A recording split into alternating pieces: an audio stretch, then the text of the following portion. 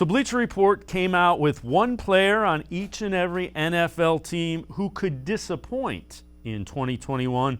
And for the Browns, they list tight end Austin Hooper. What do you make of that?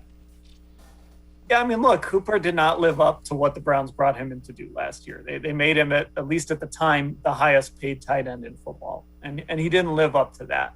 Now, maybe expectations were too high. I think anytime you pluck somebody out of that Atlanta offense, you kind of put up fantasy numbers down there.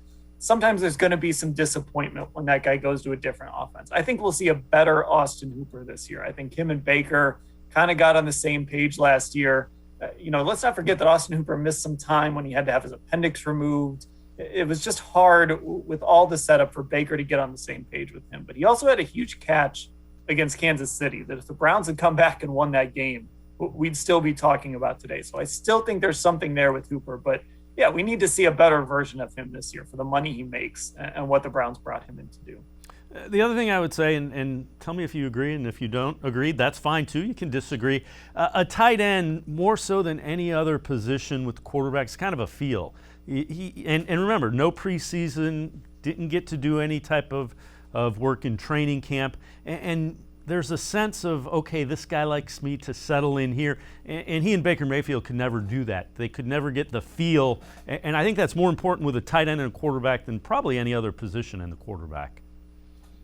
Yeah, I think that's fair. And I think Baker in general is really kind of a trust-based quarterback. We've seen how he's connected with Rashard Higgins and what he'll do with Jarvis Landry. He'll make throws to Jarvis Landry that I don't think he'll make to other receivers because he just trusts Jarvis. And he trusts Rashard to be in the right place at the right time. And him and Hooper never got that together. And, Kevin Stefanski's offense is interesting. It uses a lot of tight ends. But those tight ends don't always put up huge numbers. And I think we need to keep that in mind as well. And there's a lot of responsibilities in this offense. You've got to be able to block. You've got to be able to catch the football. You've got to be versatile if you're a tight end.